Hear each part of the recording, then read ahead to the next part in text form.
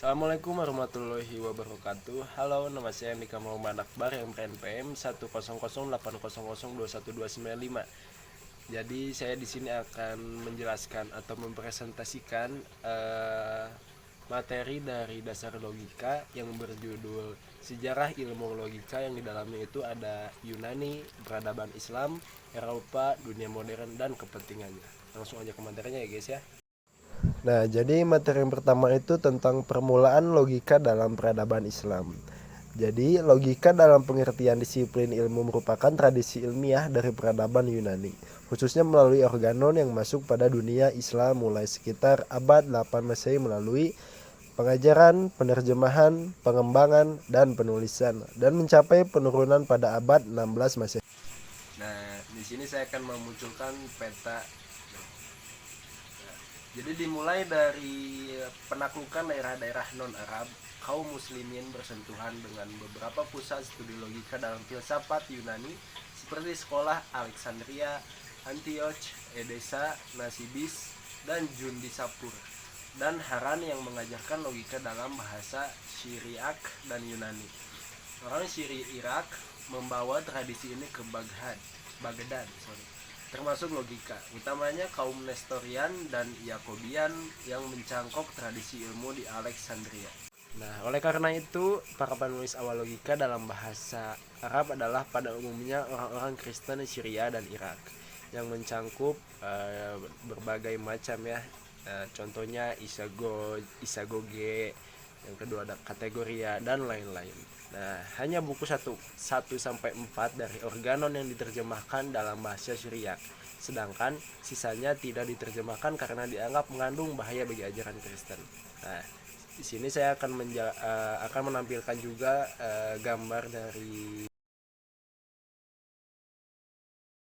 tadi sudah saya tampilkan ya gambar-gambarnya, dan sekarang itu kita memasuki materi yang kedua, yaitu periode karya-karya asli sarjana Islam.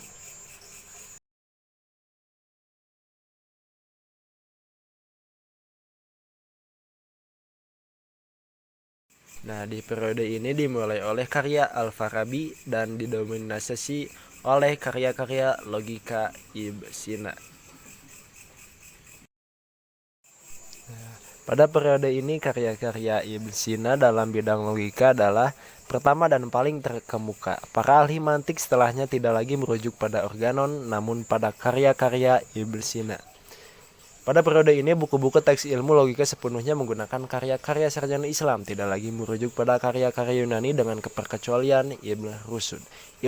Tadi adalah gambar ilustrasi ya dari tokoh Ibn Sina. Nah, selanjutnya kita memasuki periode masuknya logika pada ilmu-ilmu Islam. Periode kedua diakhiri oleh pernyataan Imam Al-Ghazali atas pentingnya logika dalam ilmu-ilmu agama, seperti ungkapannya dalam Miyar al-Ilm. Diikuti juga para ulama lain seperti Imam Fahridul Al-Razi dan lain-lain. Nah, kita akan memperlihatkan sesuatu.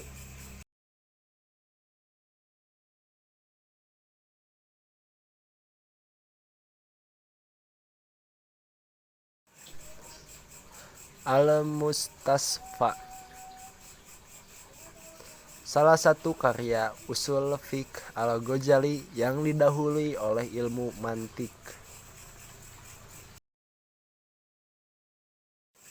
Nah, ini karya-karya bernuansa mantik dari para ulama ya. Bisa dilihat dari ada Imam Al-Ghazali dan lain-lain ya.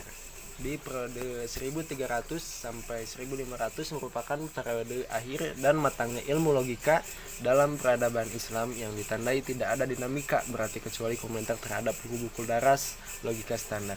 Ada usaha menggabungkan Eastern dan Western oleh Al-Tustari dan muridnya Al-Tahtani. Sebagai hasilnya, para ahli logika kemudian menjadi bebas untuk mempelajari kedua mazhab dalam mantik tersebut. Allahu a'lam. Ya, jadi sekian presentasi saya Andika Muhammad Akbar. Izin mohon maaf bila masih banyak salah ya, karena kita juga manusia dan belum menguasai dari pelajaran tertentu. Assalamualaikum warahmatullahi wabarakatuh. Terima kasih Ibu.